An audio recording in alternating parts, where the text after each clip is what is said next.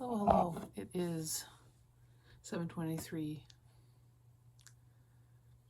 It's not the second, so I don't know what's going on with my watch. It is March 30th. I think maybe my watch thinks it's February. That's weird. Okay. Anyway, it's time for weekly wrap-ups. What I read, what I watched, what I'm keeping on my shelves, what I'm getting rid of, what I received, all that fun stuff. I read 6 books this week, and I watched something. You could call it a movie. It's on Letterboxd. And if you know it's March 30th, and we know that this starts Sunday to Sunday, and you see that thing, that calendar back there, you might know what I watched on live stream. But anyway, let's do what I read first. Like I said, I read 6 books. Well, I guess watched. That little thing up there is watched. The first thing I read was the 3rd volume of Sasaki and Miyano by Shoharu Sono, which is a very cute, very slow burn BL manga series. We follow Sasaki and Miyano. And Miyano is a little bit insecure. It has been a little bit insecure his whole life because he's very feminine. He's very feminine. He doesn't think he's gay, but he does really like BL stories. He really, really does. And one day he runs into this group of guys beating up on one of his friends, and he doesn't know what to do because he's very small and he doesn't think that he's going to be able to do anything to help. He thinks he's just going to, he freezes. And this guy shows up, and this guy looks like a delinquent. And he goes and he saves Miyano's friend. Well, sort of. Basically, he just kind of turns the tide on himself because he's also not super great in that situation. And it's very slow burn. It's very cute. Just Sasaki's whole, he's so in love with Miyano, and he's so good at keeping it casual in front of Miyano. But then I love the panels where after Miyano leaves, he's just beat red. It's so great. And it was the same way in the anime. I did watch the anime first before picking up the manga, and it's very cute. I think that this is probably one of the better BL series out there. It's very sweet. The characters but even beyond Sasaki and Miyano, the side characters, super fun. The blonde guy, love it. Miyano's friend, wonderful. I gave this 5 out of 5 stars. It was a good time. All right, then I read one of my own books that is not at this point my most recent release at all. I mean, it's pre-Kaz too, but that is For My Country by me. This is a teen-on novella, and so the teen-on series is my one straight-up fantasy series. It follows this kingdom. We follow primarily, the first book we follow a princess and one of her guards, and this princess decides that she wants to go out and actually do something, and the guard's going to help her do that, and it's causing a whole bunch of problems. What this is her guards that died at the end of the first book, training up and meeting each other and becoming friends. And I really wrote this because when I wrote Circus Wings, which is the first book in the Teen-on trilogy, I didn't know it was going to be a trilogy, and then I was sad when I killed all the best characters. So this is me revisiting those characters, and it was a fun time. I think it was interesting it had some interesting world building that didn't seem too preachy. Obviously I wrote this, so I don't know. This is fun. It's a novella. If you're mad about the deaths in Circus Wings, this is for you. I give it 5 out of 5 stars because it's my book and I can do what I want. All right, so then what I watched. Of course, I paid for the Terrible Influence live stream. I also did get the big merch pack because I'm an adult now with adult money. I was not able to go to TIT in person. I live in the middle of nowhere, North Dakota. The closest one would have been Minneapolis, but it was during the school year. And so I'm not gonna put that on myself. And it was in November. And I'm like, no. I'm sure it'll be like WOD where they'll have a live stream and then they'll put it on YouTube. So I just waited. I saw as many spoilers as I wanted, and I just waited. It was good. I really, really think it was really good. And I do think it would have been amazing to be able to see that in person. Genuinely, it would have been so beautiful in a lot of ways. Although I do think that seeing Sister Daniel in person would immediately kill me. Immediately it's over. I have been a Dan and Phil fan, or more specifically a Dan fan, for probably at least 13 years. I wasn't there at the beginning, but I've been there since about 2011, so it's been a while, you know. I'm on the earlier end of things. But no, it's that after live stream, they're talking about the rebrand, stuff like that. Like, I can't be objective about Terrible Influence. I can't. It was beautiful. I give it 5 out of 5 stars on Letterboxd. Currently my most popular review on Letterboxd is the one for We're All Doomed, where it just says, well, it's a Dan girl, always a Dan girl, and I got like 30 likes on that one. And I think I wasn't fast enough with Terrible Influence. So I don't think I'm gonna get that one, but anyway, that's the only thing I watched this past week, and it was a whole ass trip. Then I reread Pet Sematary by Stephen King, and this is the first time I've read this book in a while. Pet Sematary is, I think, actually one that I've watched the movie more often than I've read the book. I've read the book before. Like, this is my first time reading Pet Sematary, but there's something about the 80s movie that I really, really love in a lot of ways. I do think it's one of the best Stephen King adaptations. I think I actually watched it last week. But Pet Sematary, if you are unaware, is the story of Lewis Creed, who moves his family to Ludlow, Maine. And they've got this pretty nice house. It's a little bit in the country, but it is also directly off of this massive highway that has trucks speeding down it all hours of day and night. And the inevitable happens, and something gets killed. Now the old man across the street says, like, hey, your daughter's too young to learn about death through her cat dying right now. So I would take you to this place. And so he buries him in the secret pet cemetery behind the regular pet cemetery, and the cat comes back to life. And now he's got 2 young children. They live by a big road, and this is a tragedy. So you can kind of guess what happens there. I have not watched the new movie. Quite frankly, I'm not very interested in it because they killed the little girl instead of the little, I don't know. There's just something so tragic about a toddler versus a 5-year-old, and I don't know, it's just, this is a very sad book. I think it's a good book.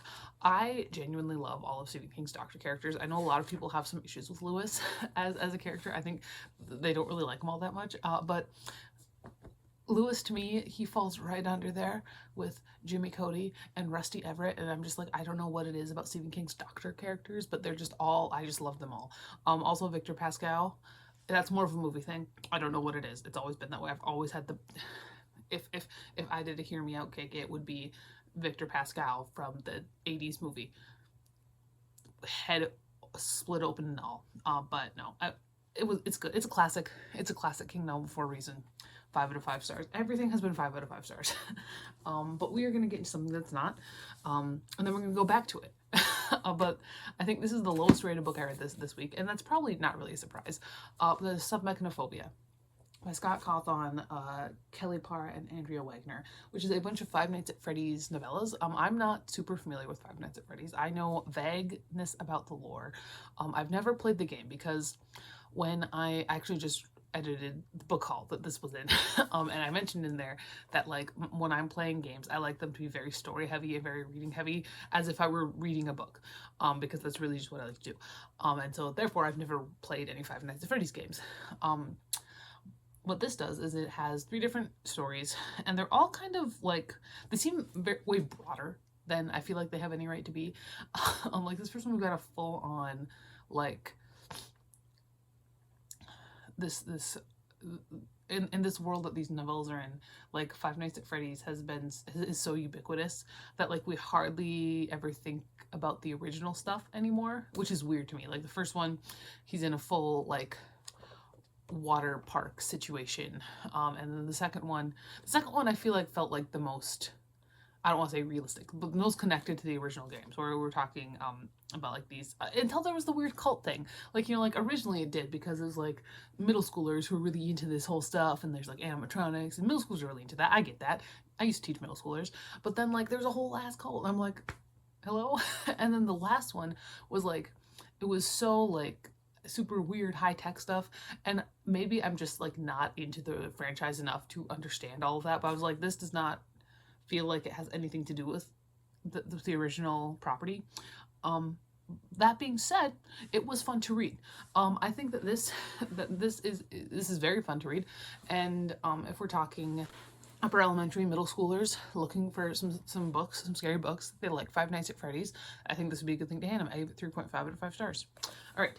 Then I did read another 5-star. It was very good. It actually, reading this book made me very sad that I canceled Rainbow Crate, because I do genuinely think that they have some really great books. A lot of the stuff I've read for them has been really great.